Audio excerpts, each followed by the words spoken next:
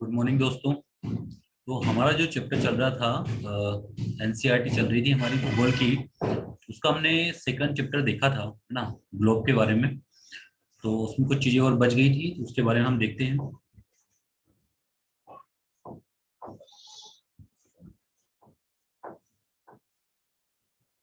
Okay. तो यहाँ से अगर आप देखोगे तो ये जो है हमारा, जैसे ये पूरा देश है या एक ग्लोब है, उस ग्लोब को अपने से हॉरिजेंटली रख दिया। हॉरिजेंटली रख दिया तो इस तरह से दिखाई देगा।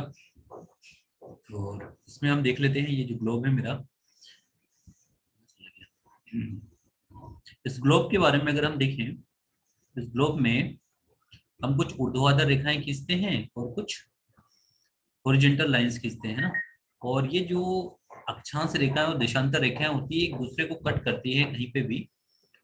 वहां पर हम कट करने के बाद उसको, उस पॉइंट की, बिंदु की पोजीशन को हम अच्छे से बता सकते हैं। तो यहाँ से अगर हम समझे थोड़ा सा।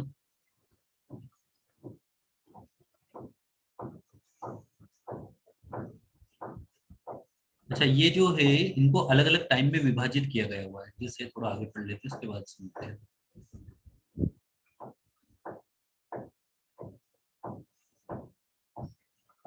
ओके।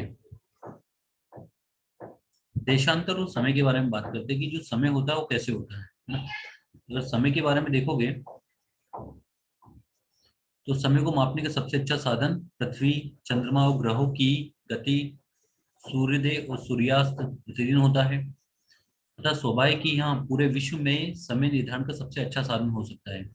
स्थानीय समय का अनुमान सूर्य के द्वारा बनाई गई परछाई से लगाया जा सकता है। दोपहर के समय परछाई जो होती है सबसे छोटी होती है, और सूर्योदय और सूर्यास्त के समय जो परछाई बनती है वो क्या होती है, बड़ी होती है। ठीक है। और ये जो हमारी है प्रमुख यामोत्तर रेखा, 0 डिग्री अक्षांश, 0 डिग्री देशांतर रेखा। शायद पिछले वीडियो में बहुत जगह मैं अक्षांश बोल दिया हूँ।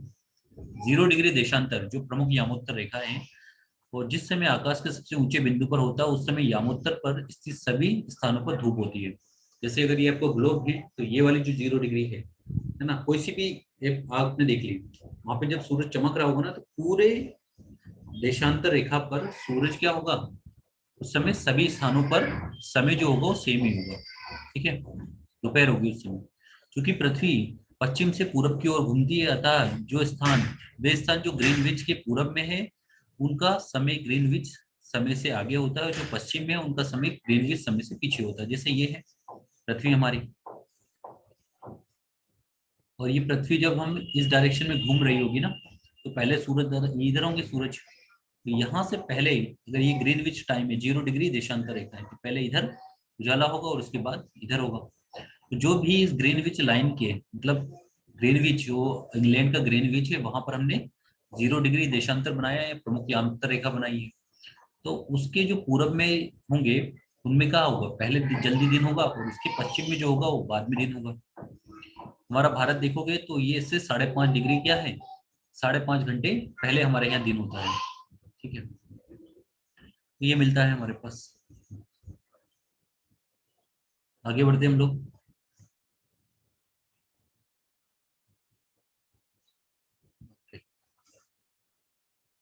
अच्छा, समय के बारे में अगर हम देखें, समय कैसा होता है। अब 1 घंटे, एक दिन में कितने हैं, तो 24 घंटे होते हैं। 24 घंटे में पृथ्वी एक चक्कर पूरा लगा लेती है। तो 1 घंटे में कितना, 24 घंटे में 360 डिग्री, एक चक्कर लगाने का मतलब 360 डिग्री। तो 1 घंटे में कितना डिग्री लगाया हुआ, 15 डिग्री। तो 1 घंटे में 15 डिग्री घूम जाती है। अगर 1 घंटे में 15 डिग्री घूम जाती होगी, तो फिर 1 मिनट घूमने में कितना लगता होगा, तो 1 घंटा मतलब 60 मिनट।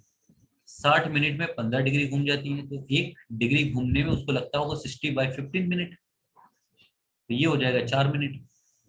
तो हमारी जो पृथ्वी है वो 4 मिनट में 1 डिग्री एंगल बना देती है। मतलब जब हमारी पृथ्वी ऐसे घूम जाएगी ना इस तरह से, तो ये एक एक 1 डिग्री एंगल बनाने में कितना टाइम का समय लेगी, 4 डिग्री का समय लेगी, सॉरी 4 मिनट का समय लेगी। ओके, तो ये हो जाता है। अच्छा, ग्रीनविच पश्चिम का समय ग्रीनविच के समय से 1 घंटा पीछे होगा, यानी सुबह के 11 बजे होगा। अगर मान लो यहाँ पे कहीं पे भी 12 बज रहे होंगे ग्रीनविच पर, ग्रीनविच पर जो भी टाइम हो रहा होगा, 12 बज रहे होंगे, और हमें हमें पश्चिम में देखना है उसके, ये ग्रीनविच लाइन है, इसके 1 घंटा पश्चिम में देखना है, तो वहां पर क्या हो रहा है, 11 बज रहे होंगे। इससे आगे देखेंगे तो हम क्या हो रहा होगा, 1 बज रहा होगा इधर। इसी स्थान पर जब सूर्य आकाश में सबसे उच्चतम बिंदु पर होता है दोपहर में, उस समय घड़ी में 12 बजते होते हैं। और आप देखते हो दोपहर में जब सूरज सिर के ऊपर होता है, सबसे छोटी परछाई बनती है, और उसमें क्या होता है, 12 बजता है। घड़ी के द्वारा दिखाया गया उस समय का स्थान का स्थानीय समय होता है। स्थानीय समय इसलिए होता है क्योंकि हर जगह समय अलग अलग हो सकता है, लेकिन हमने क्या करते हैं कि एक ही समय मानते हैं हमारे पूरे भारत के लिए, या पूरे जो भी कंट्री होती है वो अपने देश के लिए सिर्फ एक ही समय को निर्धारित कर लेती है। ओके। देशांतर यहाँ तो सभी स्थानों पर स्थानीय समय समान है। हम मानक समय क्यों मानते हैं, हम मानक समय इसलिए मानते हैं क्योंकि अगर आप अलग अलग देशांतर पर देखोगे, जैसे ये थोड़ी देशांतर आगे होगी और देशांतर आगे होगी, तो हर देशांतर लाइन पर अलग समय होगा, तो उस देश का तो समय बदल जाएगा। मतलब हम थोड़ा आगे चला गए तो हमारा समय अलग हो जाएगा। हम और आगे चले गए, मान लो गुजरात में तो हम अलग समय में हैं, और अगर हम असम में चले गए तो अलग समय में आ गए, तो ऐसा तो हो नहीं सकता ना कि अगर अभी एक ही देश में हो तो एक ही देश में अलग अलग समय कैसे हो सकता है। मतलब चाहे गुजरात में हो चाहे हो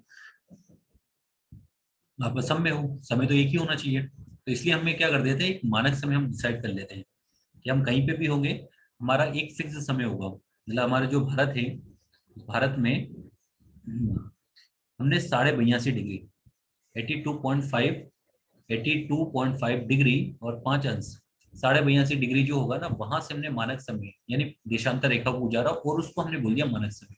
कि यहाँ पर जो समय होगा ये इलाहाबाद के नैनी से गुजरता है, और यहाँ पर जो समय होगा ना वही समय हम पूरे भारत का समय मानेंगे, तो उसी को बोलते हैं मानक समय। ओके। जैसे, अच्छा ये थोड़ा और देख लेते हैं इसको। ये है ना, जैसे हमारी भारत है, भारत में क्या होता है, भारत है, इस भारत में क्या होगा कि आपका देशांतर कहाँ होता है, तो ये होता है 68 डिग्री पूर्वी देशांतर से। जैसे ये आपका ग्लोब है तो यहाँ पर है हमारा भारत होता है, तो 68 डिग्री पूर्वी देशांतर और 97 डिग्री पूर्वी देशांतर, इनमें दोनों के बीच में कितने देशांतर रेखा है, 97 - 68, कितना बचेगा, 9 और 29, है ना, 29 कुछ आ गया। अब हमें पता है 29 देशांतर, एक देशांतर को प्रेस, एक दो देशांतरों के बीच में कितने मिनट का टाइम समय डिफरेंस होता है, तो 4 मिनट का। तो 29, काम करो 29 कर लिए, है ना, 29 × 4, 116 मिनट। ठीक है, कितना मिला, 116 मिनट। और ये लगभग, ये एग्जैक्टली 68 नहीं होता है, ये 68 पॉइंट समथिंग होता है और 97.25 कुछ होता है, तो लगभग हम इसको 30 मान लेते हैं। 30 माना मतलब 120 मिनट, तो 120 मिनट का मतलब होता है 2 घंटे के आसपास। 2 घंटे के आसपास है, यानी हमारा जो ये गुजरात का पार्ट है और ये जो असम का पार्ट है ना, अरुणाचल प्रदेश का, तो इन दोनों के बीच में जो डिफरेंस है वो कितने का हो जाएगा, तो इन दोनों में 2 घंटे का डिफरेंस हो जाएगा। अगर यहाँ पर 1 बज रहे होंगे तो यहाँ पर उस समय कितना बज रहा होगा, यहाँ पर उस समय कितना बज रहा होगा, यहाँ पर 1 बज रहा होगा, तो उससे 2 घंटे कम बज रहा होगा इधर, मतलब यहाँ पे टाइम क्या होगा, पहले चल रहा होगा। यहाँ पे दिन हो रहा होगा उस समय, जितना ज्यादा टाइम हो रहा होगा उससे कम टाइम इधर हो रहा होगा। तो ऐसे तो हो नहीं सकता, मतलब अगर यहाँ पर आपके 12 बज रहे होंगे तो यहाँ पर उस समय कितना हो रहा होगा, 2 घंटे ज्यादा, मतलब 2 बज रहे होंगे इस समय। लेकिन एक ही देश में अलग अलग समय कैसे हो सकता है, इसलिए हमने एक मानक मानक समय डिसाइड कर लिया कि जो 82.82 डिग्री होगा वहां से जो लाइन गुजरेगी उस देशांतर रेखा को हम बोलेंगे हमारे भारत का मानक समय। तो मानक समय हमें देखना है 82.82। 82.82 डिग्री को अगर हम देखें तो देखो, 1 डिग्री जो इंग्लैंड का ग्रीनविच है वो 0 डिग्री है, 0 डिग्री से 82.82 डिग्री में कितना होगा, तो 82.82 यानी 82.5, 82.5, तो पहले 82 को देख लेते हैं। तो 4 मिनट का डिफरेंस होता है, मतलब दो देशांतरों को के बीच में डिफरेंस कितने का होता है, 4 मिनट का, तो 4 दूनी 8, तो 32, 328 मिनट। और ये आधा है तो आधा मतलब दो, ये तो ये हो जाएगा 330 मिनट। कितना हो जाएगा, 330 मिनट। अब 330 मिनट को हमें आवर्स में चेंज करना है, तो आवर्स में चेंज करना है तो 60 से डिवाइड कर दिया, तो 6 5 जा 30, बचेगा कितना, 3 बचा, 36, 6 5 जा 30, तो 5.5, 5.5 का मतलब होता है 5.5 घंटे। यानी हमारा जो टाइम होगा ना वो 5.5 घंटे पहले मिलता है। यानी जो भी लंदन में ग्रीनविच लंदन में जो टाइम हो रहा होगा ना उससे 5.5 घंटे पहले हमारा टाइम चलेगा। जैसे लंदन में 12 बज रहे होंगे तो हमारे यहाँ कितना बज रहा होगा उस समय, 5 बज रहे होंगे। ऐसे होगा, हम 5 घंटे आगे चलेंगे उससे। ठीक है, तो क्योंकि सूरज इधर से होता है और पश्चिम से पूरब की तरफ पृथ्वी घूमती है, तो हमारा जो टाइम होगा वो 5.5 घंटे आगे चलता रहेगा। तो ये दिखाई देता है हमारे पास। ओके, देखिए अगर हम, तो यही सब लिखा हुआ है। 82.5 डिग्री को और प्रमुख ही मानक यामोत्तर माना गया है। इस यामोत्तर के स्थानीय समय को पूरे देश का मानक समय माना जाता है। इसे भारतीय मानक समय के नाम से भी जाना जाता है। ठीक है ना। तो गुजरात के द्वारका और असम के डिब्रूगढ़ में लगभग 1 घंटे 45 मिनट का अंतर होता है। ठीक है। ओके, तो वही सब चीज लिखी हुई है जो अभी हमने समझा। अच्छा, कुछ देश है, मतलब हमने तो एक ही मानक समय रखा है, कुछ देश है उसमें बहुत सारा बड़े देश है, जैसे रशिया हो गया, बहुत बड़ा देश है। उसमें उसमें मानक समय ज्यादा होते हैं, मतलब एक मानक समय से उनका काम नहीं चलता है, तो ज्यादा मानक समय को डिसाइड करते हैं। जैसे ये हो गया रूस। रूस में अगर आप देखो तो 11 मानक समय है। कितने? 11 मानक समय है। और प्रत्येक समय क्षेत्र में 15 देशांतर तक घेरा होता है। Okay? इस तरह से हम देख सकते हैं। तो हर एक देश का जरूरी नहीं कि एक ही मानक समय हो, एक से ज्यादा भी मानक समय हो सकता है। चलो इसको भी थोड़ा समझ लेते हैं, ये जो बना होता है फिगर, इसको अगर आप देखोगे ना तो इसमें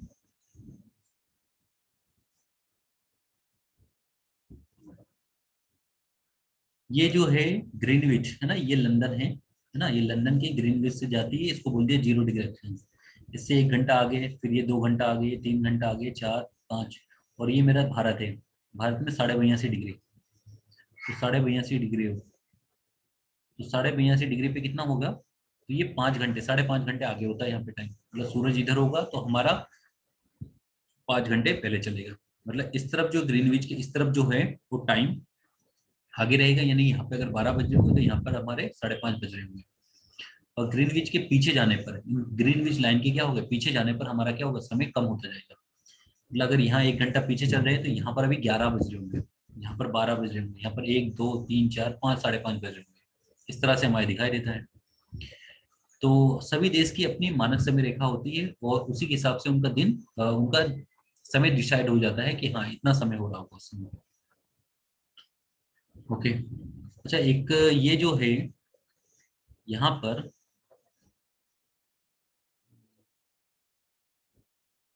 ठीक है, ये जो है हमारा, जैसे 12 घंटे हम उधर घूम के आ गए, ये पूरा 12 घंटे इस तरफ चले गए, ये हमारी पांडव पृथ्वी है।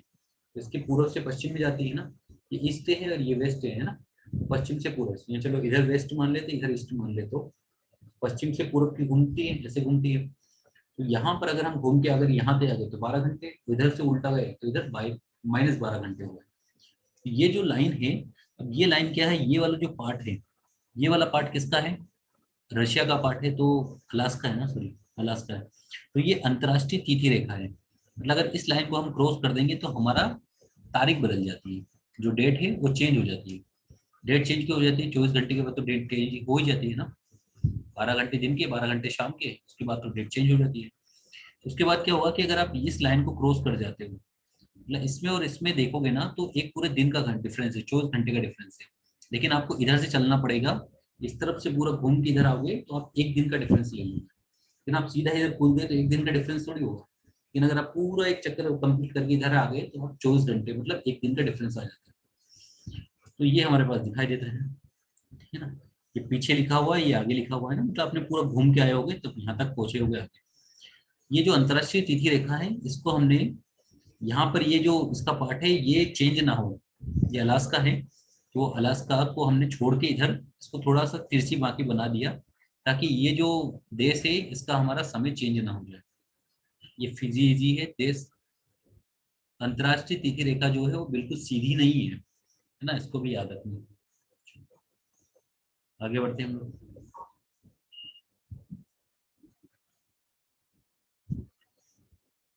ओके, इसी में देखिए पृथ्वी का सही आकार क्या है, तो जियोइड शेप है। ग्लोब क्या होता है, पृथ्वी का एक छोटा प्रतिरूप होता है। कर्क रेखा का अक्षांशीय मान क्या है, 23.5 डिग्री।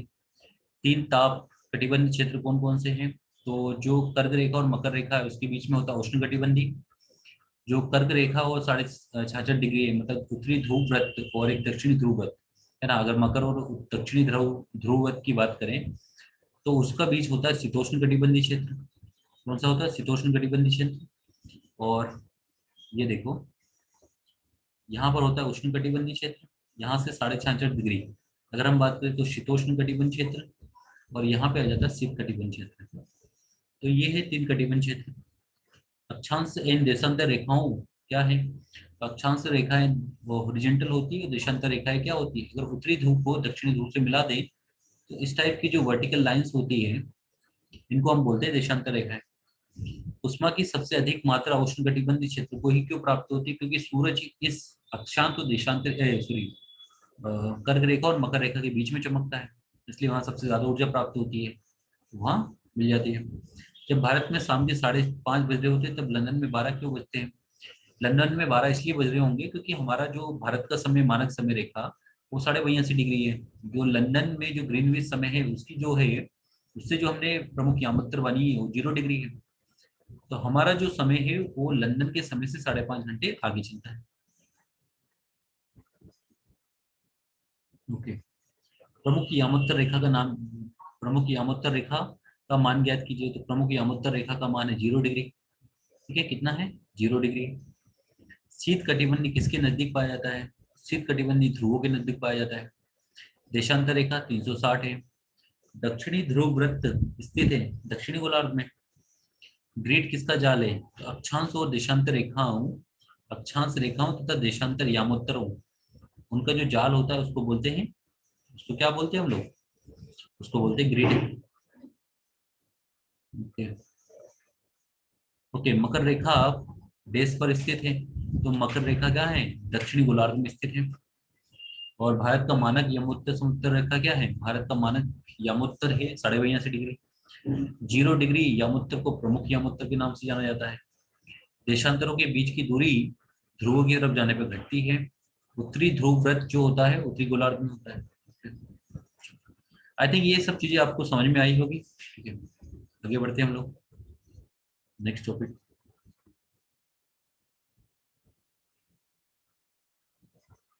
ओके, हमारा नेक्स्ट चैप्टर है पृथ्वी की, क्या है नेक्स्ट चैप्टर? पृथ्वी की गतियां। कौन सा है? पृथ्वी की गतियां। पृथ्वी की गतियों के बारे में बात करते हैं। जैसा कि आप जानते हैं कि पृथ्वी की दो प्रकार की गति होती है, घूर्णन गति होती है और दूसरी, मतलब अगर वो अपने अक्ष पर घूमेगी तो उसको घूर्णन गति कहते हैं, मतलब वो अपने आसपास ही घूमेगी तो घूर्णन गति है। और अगर वो सूरज की परिक्रमा लगाती है तो उसको बोलते हैं परिक्रमण गति। पृथ्वी का एक काल्पनिक रेखा होता है जो इसके कक्षीय अक्ष से 66.5 डिग्री का कोण बनाता है। और वह समतल जो कक्ष के द्वारा बनाया जाता है उसे कक्षीय समतल कहा जाता है। तो इसको देख लेते हैं एक बार। ओके, क्या बोलते हैं उसको? कक्षीय समतल कहा जाता है।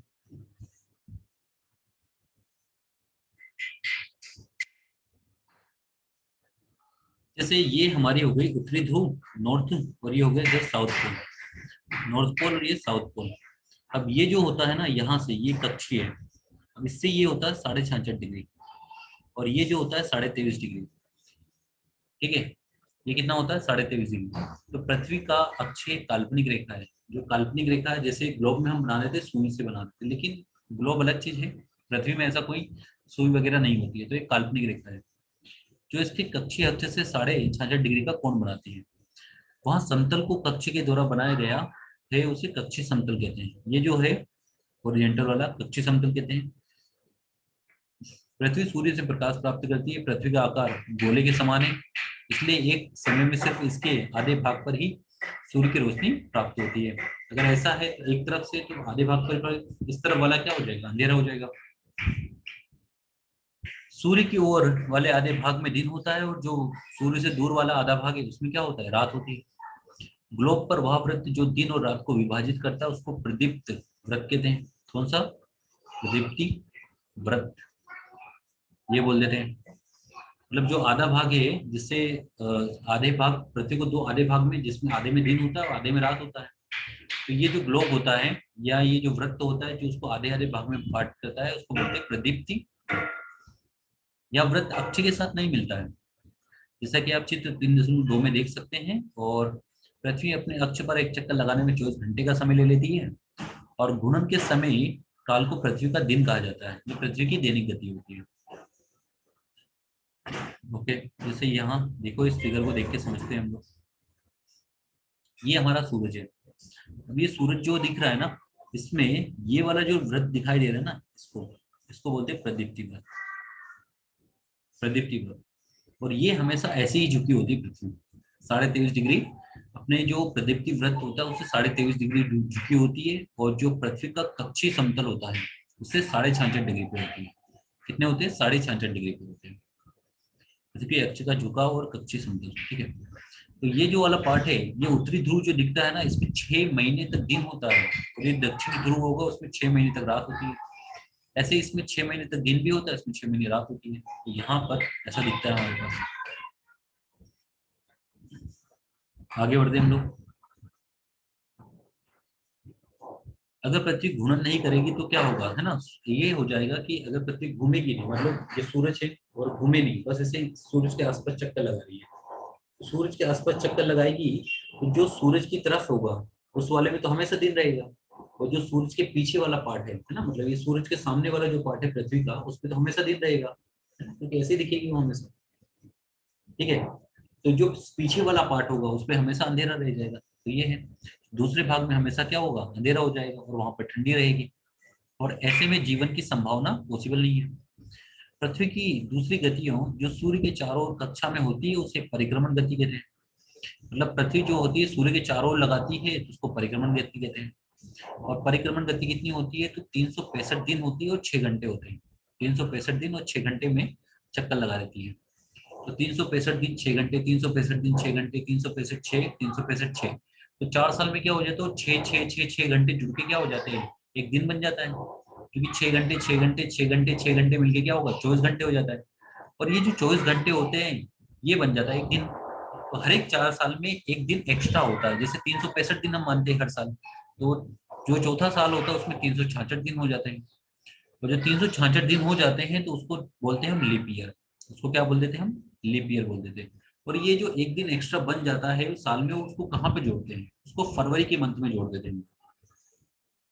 जो हमारे खगोल शास्त्री थे आर्यभट्ट, उन्होंने बताया था कि ये जो पृथ्वी है ना, ये गोल है। ओके, आगे बढ़ते हैं हम लोग इसमें और थोड़ा सा देखते हैं। जैसे ये हमारा पृथ्वी ऐसे झुका होता है, इसी डायरेक्शन में झुका होता है ना, ये सूरज ऐसे होगा तो ऐसे 23 डिग्री झुका होता है और ऐसे ही घूमता रहता है इसके आसपास। मतलब ऐसे घूमता रहेगा बस, लेकिन ये अपनी पोजीशन को चेंज नहीं करेगा, बस ऐसे ही घूमता रहेगा ऐसे, ठीक है। तो ये हमारी पृथ्वी है। अब ये सूरज बीच में होगा, तो ये जो कर्क रेखा और मकर रेखा है उस पर तो सीधा चमकता है। और उसके ऊपर तिरछी रेखा जाती है, मतलब जो प्रकाश जाता है वो तिरछा चला जाता है। ये रेखा जाता है। अब जो 21 जून है, 21 जून को हम बोलते हैं उत्तरी अइनाथ। अइनाथ, है ना? उत्तरी अइनाथ मतलब यहाँ पर सबसे ज्यादा गर्मी पड़ती है। उत्तरी ध्रुव में है हम लोग कहाँ है? उत्तरी ध्रुव में। तो ये उत्तरी अइनाथ हो जाता है। और उत्तरी गोलार्ध में इस समय ग्रीष्म ऋतु होती है, क्योंकि सूरज का प्रकाश डायरेक्टली गिरता है, जो कर्क रेखा है उस पर डायरेक्टली गिरता है। तो ये क्या हो जाती है? उत्तरी अइनाथ। और ये होती है इधर उत्तरी गोलार्ध में ग्रीष्म ऋतु होती है, और जो दक्षिणी गोलार्ध होती है उसमें शीत ऋतु होती है। उसके बाद क्या होता है कि 6 महीने गुजर जाते हैं। 6 महीने गुजरने के बाद हम पहुंच जाते हैं 25 दिसंबर, 22 दिसंबर के पास।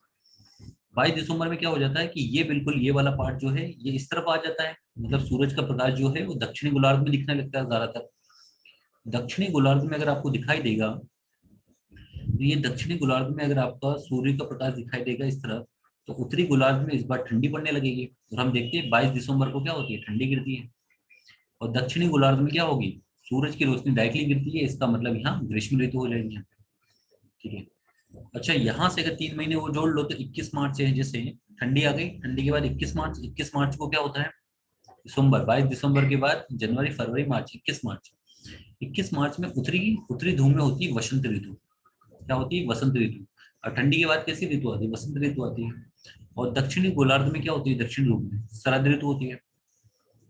जैसे 21 जून है, 21 जून में 3 महीने जोड़ोगे तो सितंबर में पहुंच जाएंगे। सितंबर में क्या होती है? बारिश का टाइम हो जाता है। तो यहाँ उत्तरी ध्रुव में हो जाती है शरद ऋतु आती है। और दक्षिणी ध्रुव में क्या होती है? दक्षिणी गोलार्ध में होती है वसंत ऋतु। तो ये हमारी कुछ चीजें हैं जिनको याद रख लेना। ओके, उत्तरी ध्रुव दक्षिणी ध्रुव है ना, ये वसंत ऋतु, ये शरद ऋतु। अब यहाँ पर उत्तरी अयनात बोला 21 जून को, और ये जो 21 से 23 सितंबर को, ये होता है विषु। विषु, यहाँ पर भी विषु। इस केस में शरद ऋतु होती है कितनी, 23 दिसंबर को। गर्मी के बाद क्या होती है, बारिश जैसा होता है, 23 दिसंबर ये बारिश का मौसम होता है, यानी उत्तरी ध्रुव में क्या होती है, शरद ऋतु होती है, और यहाँ वसंत ऋतु होती है। चलो।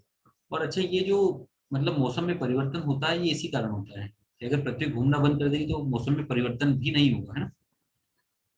ये वही सब लिखा है, 6 घंटे जोड़ दो तो ये मिल जाता है और ऋतु बन जाता है। और ये घूमने के कारण ही क्या होता है, पृथ्वी के घूमने के कारण ही हमारे ऋतुओं में परिवर्तन होता है, अलग अलग ऋतु हमें देखने को मिलती है। ओके। अच्छा, ये जो पृथ्वी है सूरज का चक्कर किस तरह से लगाती है, तो दीर्घ वृत्ताकार उसमें लगा लेती है ना। दीर्घ वृत्ताकार कैसे बना सकते हैं, यहाँ पे दो ये पेन नुकीली सुइयों को लगा दिया और एक धागे से लेकर हम एक गोला बना लेते हैं, तो इस टाइप का जो शेप बनता है, उस टाइप के शेप को हम बोलते हैं दीर्घ वृत्ताकार से। कैसा शेप होता है, दीर्घ वृत्ताकार। थोड़ा समझने के लिए ऐसे बना सकते हैं, यहाँ पर सूरज दादा को रख दो और यहाँ पर कहीं पे भी घुमा दो इसको, पृथ्वी को, या यहाँ पर सूरज को रख दो। अगर आपने इलिप्स पढ़ रखा है, मैथ्स वाले स्टूडेंट होगा तो इलिप्स देखा होगा, 11th क्लास में होता है। तो इलिप्स का जो फोकस होता है उस पर अगर आप सूरज को रख दो और बाकी की जो शेप है उसमें पृथ्वी घूमती रहेगी, तो ये बन जाता है जियोइड शेप, ये दीर्घ वृत्ताकार ये होता है। ओके। अच्छा, उत्तरी ध्रुव सूर्य की तरफ झुका होता है, इसलिए उत्तरी ध्रुव पर की रेखा पर आने वाले सभी भागों में 6 महीने तक क्या होता है, दिन रहता है। उत्तरी गोलार्ध के बहुत बड़े भाग में सूर्य की रोशनी प्राप्त होती है, इसलिए विषुवत वृत्त के उत्तरी भाग में गर्मी का मौसम होता है। 21 जून को सबसे लंबा दिन होता है और सबसे छोटी रात होती है। पृथ्वी की इस अवस्था को उत्तर अयनांत कहते हैं। क्या बोलते हैं, उत्तर अयनांत।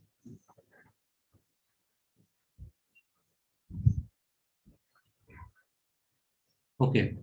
जो 22 दिसंबर होता है ना, 22 दिसंबर को दक्षिणी ध्रुव में सूर्य की ओर झुके होने के कारण मकर रेखा पर सूर्य की किरणें सीधी पड़ती है, अभी बताया था। ये इधर है, यहाँ से 22 के जून, जून से 21 जून के बाद सीधा 22 दिसंबर, 6 महीने बाद। तो जब ये सूर्य की किरणें मकर रेखा पर सीधी गिरती है, जो दक्षिणी गोलार्ध है उसमें गर्मी बढ़ जाती है, उत्तरी गोलार्ध में ठंडी पड़ने लगती है। क्योंकि सूर्य की किरणें मकर रेखा पर लंबवत गिरती है, इसलिए दक्षिणी गोलार्ध में बहुत बड़े भाग में प्रकाश प्राप्त होता है। इसलिए दक्षिणी गोलार्ध में लंबे दिन तथा छोटी रातें होती है, वाली ग्रीष्म ऋतु होती है। इसके ठीक विपरीत उत्तरी गोलार्ध में क्या होता है, ठंडी गिरती है, और इसको बोलते हैं दक्षिण अयनात। जैसे उत्तरो बोला था उत्तरी अयनात, इसको बोलते हैं दक्षिणी अयनात। तो ऑस्ट्रेलिया जो है वो कहाँ है, दक्षिणी गोलार्ध में। अगर ऑस्ट्रेलिया को अगर आप देखोगे तो दक्षिणी गोलार्ध में, मैप में देखना सबसे नीचे ये मैप है, यहाँ पर ये विषुवत रेखा है, यहाँ हमारा भारत है, यहाँ पर है ऑस्ट्रेलिया। तो ऑस्ट्रेलिया कहाँ पे, दक्षिणी गोलार्ध में। दक्षिणी गोलार्ध 25 दिसंबर को क्रिसमस मनाते हैं, तो क्रिसमस जो होता है उनके लिए ग्रीष्म ऋतु में होता है, जबकि हमारे लिए क्रिसमस कब होता है, तो हमारे लिए जो क्रिसमस दिखता है वो ठंडी के टाइम पे दिखता है। ओके। आगे हम बात करें 21 मार्च और 23 सितंबर की कहानी। क्या है, 21 मार्च और 23 सितंबर। तो 21 मार्च और 23 सितंबर की जो सूर्य की किरणें होती है वो विषुवत रेखा पर सीधी गिरती है। इस अवस्था में ध्रुव सूर्य की ओर झुका नहीं होता है। देखो जैसे सूरज यहाँ है तो ये ऐसे झुका हुआ था ना, ऐसे ऐसे घूमते घूमते घूमते ये यहाँ आ जाएगी, यहाँ आ गई। अब ये बताओ, ये सूरज जो है ये तो बिल्कुल इस पे क्या कर रहा है, सीधा पड़ रहा है, मतलब ऐसे थोड़ी है कि उत्तरी ध्रुव पे ज्यादा गिर रहा है या इस तरफ गिर रहा है। ये क्या कर रहा है, 21 मार्च और 23 दिसंबर को सूर्य की किरणें विषुवत रेखा पर सीधी गिरती है। इससे जब झुका होगा तो विषुवत रेखा पर सीधी थोड़ी गिरेगी, विषुवत रेखा ऐसी है ना, ये विषुवत रेखा है, तो विषुवत रेखा पर सीधी नहीं गिरती है, इसलिए आधे भाग में दिन आधे भाग में रात नहीं होती है। लेकिन जब वो यहाँ पे पहुंच जाता है, यहाँ पे पहुंच जाएगा तो उस समय क्या हो जाएगा, 21 मार्च हो जाएगा। 21 मार्च के बाद 23 दिसंबर हो, सॉरी हाँ 23 सितंबर होगा। तो 23 सितंबर को जून जुलाई अगस्त सितंबर, 23 सितंबर को सूर्य की किरणें विषुवत रेखा पर सीधी गिरती है। इस अवस्था में ध्रुव सूर्य की ओर झुका नहीं होता है और दिन और रात क्या होते हैं, बराबर होते हैं पूरी पृथ्वी पर। इसे विषुव कहा जाता है। और 23 सितंबर को उत्तरी गोलार्ध में शरद ऋतु होती है ना, जबकि दक्षिणी गोलार्ध में क्या होता है, बसंत ऋतु होती है। 21 मार्च को इसके विपरीत होती है जब उत्तरी गोलार्ध में वसंत ऋतु और दक्षिणी गोलार्ध में शरद ऋतु होती है ना। इस प्रकार स्पष्ट है कि पृथ्वी के घूर्णन एवं परिक्रमण के कारण ही दिन रात तथा सूर्य का परिवर्तन होता है, ऋतुओं में परिवर्तन होता है। एक बार ये भी देख लेते हैं यहाँ पे। ये देखो, यहाँ पर अगर आप थोड़ा समझोगे तो यहाँ पर आपको दिखाई दे रहा होगा, ये जो है ये वाला पार्ट है ना, ये इसको बोलते हैं झुकाव, 23.5 डिग्री से। इस बार अभी ये सूरज की किरणें सीधा इस पे गिर रही है ना, तो ये विषुवत रेखा जो है उस पर क्या है, सीधे गिर रही है। अगर ये सॉरी ये ऐसी होती है, विषुवत रेखा पे क्या दिख रही है, सीधी गिर रही है, तो आधे भाग में क्या होता है, दिन होता है, और आधे भाग में क्या होती है, रात होती है। तो ये हमारे पास ऐसा दिखता है। जबकि यहाँ पर ऐसा नहीं है ना, यहाँ पर देखोगे ना इधर, किसमें 21 जून में देखो, 21 जून और 22 दिसंबर में देखो, 21 जून और 22 दिसंबर में देखोगे तो ये जो आपको दिखाई दे रही है विषुवत रेखा, क्या इस पूरी विषुवत रेखा पर आधे भाग में दिखाई दे रहा है क्या, नहीं।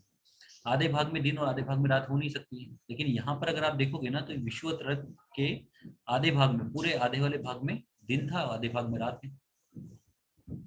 ओके, दिख रहा होगा।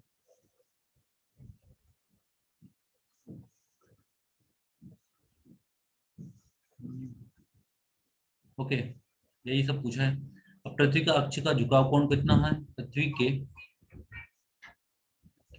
के अक्ष का झुकाव कोण कितना है, तो अगर आप देखोगे तो जो समतली है उससे 66.5 डिग्री है, और उससे कितना है, उसके अक्ष से तो 23.5 डिग्री है ना। अक्ष का झुकाव कोण कितना है, तो 23.5 डिग्री है। इसको एक बार देख लेते हैं, एक बार अच्छे से देखना। तो सब पृथ्वी के ओके,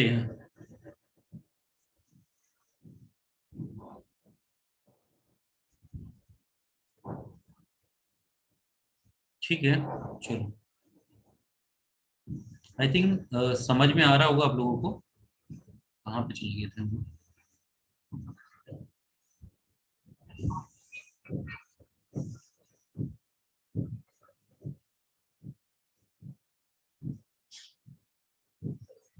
ठीक है, तो आई थिंक ये सब समझ में आ गया आप लोगों को।